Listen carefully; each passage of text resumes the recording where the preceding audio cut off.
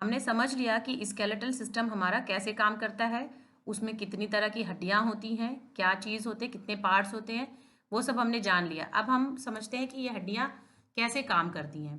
हड्डियां उठने में बैठने में मदद करती हैं, इसके लिए उन बोन्स का एक दूसरे से जुड़ना ज़रूरी होता है।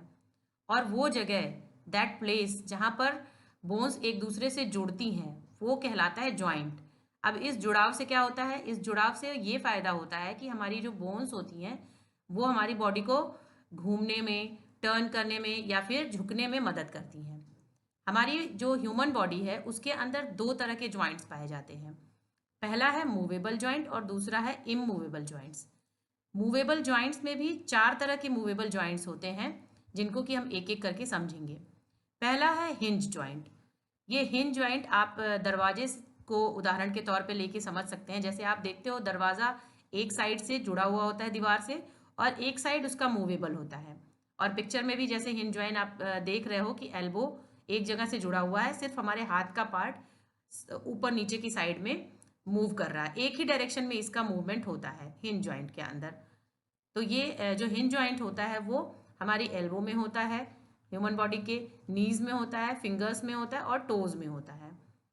दूसरा जो मूवेबल जॉइंट है वो है बॉल एंड सॉकेट जॉइंट। जैसा कि नाम से ही पता चल रहा है कि इसमें कोई सॉकेट जैसा स्ट्रक्चर होगा और कोई बॉल जैसा स्ट्रक्चर होगा।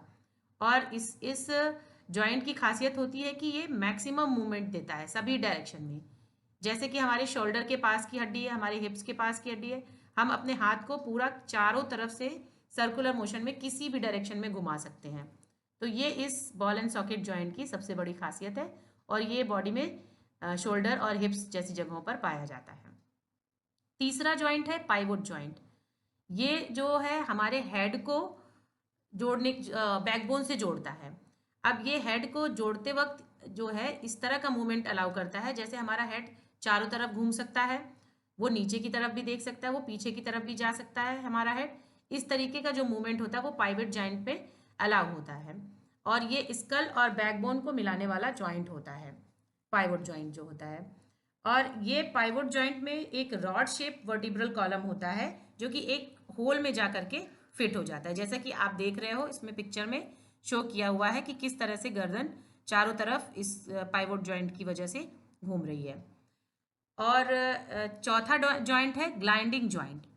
ये जो जॉइंट होता है ये दो प्लेन बोन्स, फ्लैट बोन्स के सरफेसेस पे दिखाई देता है इस तरह का जॉइंट। जैसे कि हमारे जो है रिस्ट में जो एड़ी की हड्डियां होती है, एंकल बोन्स होती है, बैक बोन्स में इस तरह के जॉइंट्स को हम महसूस कर सकते हैं, देख सकते हैं। इसका जो मुख्य काम होता है, मेन वर्क जो इसका है, ये हमको मुड़ने में, ट्विस्ट करने में और टर्न करने में हेल्प करता है। फिर हमारा जो दूसरा टाइप का जॉइंट है वो है इमूवेबल जॉइंट। इमूवेबल जैसा कि नाम से ही लग रहा है कि ये मूव नहीं करता है। ऐसा जॉइंट जो है वो ब्रेस्ट बोन में, रिब केज में पाया जाता है और स्कल में भी पाया जाता है। स्कल में सारे जॉइंट्स फिक्स होते हैं, बस सिर्फ लोअर जॉ वाला हिस्सा मूव करता है जिससे कि वो मूवेबल होता है। बाकी सारा जो स्कल में पाया जाता है वो सारा इमूवेबल होता है। यहाँ पे जॉइंट तो होता है बट वो बॉडी पार्ट्स को किसी तरह से घूमने में मदद नहीं करता है जैसा कि मूवेबल जॉइंट्स में होता है। वो इमूवेबल जॉइंट्स में पॉसिबल नहीं है। हमने बोन्स के बारे में तो समझ लिया, लेकिन ये जो बोन्स होती हैं ये अपने आप ही काम नहीं कर सकती हैं। इनको हेल्प करने के लिए हमारी बॉडी में लिगामेंट्स होते हैं, मस्कुलर सिस्टम है जिसको कि हमें अभी समझना बाकी है।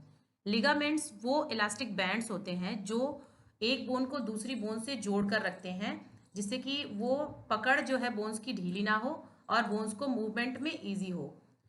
और मस्कुलर सिस्टम जो हमारा बॉडी को का होता है वो हमारी बोन्स को प्रोटेक्ट करके रखता है और एक बोन को दूसरे बोन से जोड़ के रखता है और वो उनको मूव करने में भी मदद करता है। कुछ जो हमारी मसल्स होती हैं वो एक स्ट्रॉन्ग फाइबर, जिसको कि हम टेंडेंस के नाम से जानते हैं, उस टेंडेंस के थ्रू हमारी बोन से अटैच रहती हैं।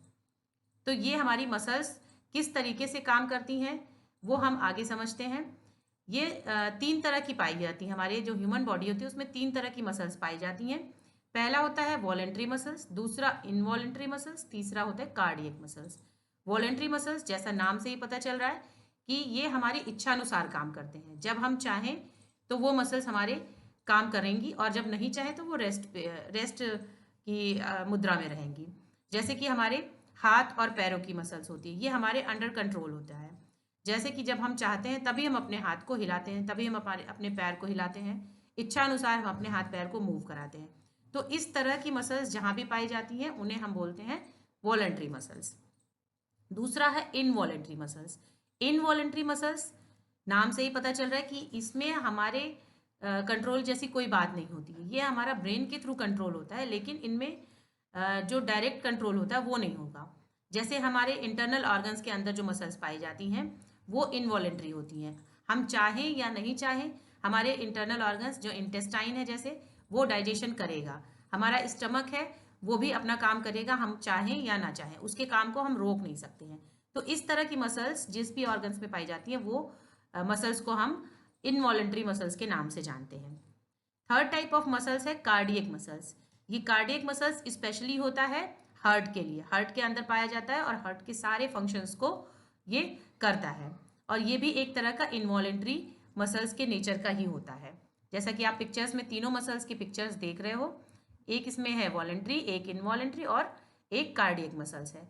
वॉलेंट्री मसल्स को हम स्केलेटल मसल्स के नाम से भी जानते हैं क्योंकि ये हमारी हड्डियों से डायरेक्ट जुड़ा होता है, और जो इनवॉलेंट्री मसल्स है इनको हम स्मूथ मसल्स के नाम से भी जानते हैं क्योंकि ये हमारे इंटरनल ऑर्गन्स से अटैच्ड है। और कार्डियक मसल, जैसा मैंने पहले बताया, ये स्पेशली डिजाइंड मसल्स हैं जो कि स्पेशली हार्ट के लिए पाए जाते हैं। हमारी जो बोन्स हैं उनको हमें हेल्दी रखने के लिए ऐसे फूड लेना चाहिए जिसमें मिनरल्स हो, कैल्शियम हो, विटामिन डी हो, जैसे milk, curd, fish, leafy vegetables, meat, eggs, दालें डिफरेंट डिफरेंट टाइप की। इस तरह की जो डाइट होती है वो हमारी हड्डियों के लिए बहुत अच्छी होती है और इनको हमें ज़रूर खाना चाहिए, अपने डाइट में लेना चाहिए। और हमें उठने बैठने का अपना ध्यान देना चाहिए, कैसे किस तरह से हम बैठ रहे हैं, किस तरह से खड़े हो रहे हैं, किस तरह से हम पढ़ाई कर रहे हैं, ये सारी चीज़ें भी हमारे बोन्स को बहुत इफेक्ट करती हैं। अगर हम अपने बोन्स को मजबूत बनाना चाहते हैं तो सही पॉस्चर ज़रूर रखना चाहिए हमें अपनी बॉडी के लिए।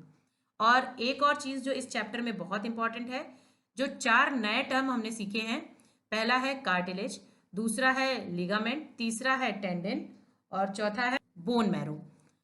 तो इन चारों को हम एक बार फिर से समझ लेते हैं। स्टार्ट करते हैं कार्टिलेज से। कार्टिलेज वो elastic type of bands substance है जो कि दो बोन्स के बीच में पाए जाते हैं, उन्हें हम कार्टिलेज के नाम से जानते हैं। बोन मैरो जो होता है वो एक हॉलो बोन, जो हमारी बॉडी के सारी बोन्स हॉलो होती हैं, उनके अंदर पाए जाने वाले जो सब्सटेंस होता है, जो सॉफ्ट टिश्यू होता है, उसको बोलते हैं बोन मैरो। और लिगामेंट जो है वो दो हड्डियों को जोड़ के रखने वाला एक इलास्टिक सब्सटेंस है। और जो चौथा हमने पढ़ा है टेंडेंस, वो टेंडेंस मसल्स को बोन्स से जोड़ करके रखता है। तो आप बच्चों इनमें कंफ्यूज मत होइएगा, ये चारों 4 तरह अलग अलग चीजें हैं और इनकी डेफिनेशंस को आप ध्यान से पढ़िएगा तो आपको वेरी क्लियर हो जाएगा कि क्या चीजें हैं ये।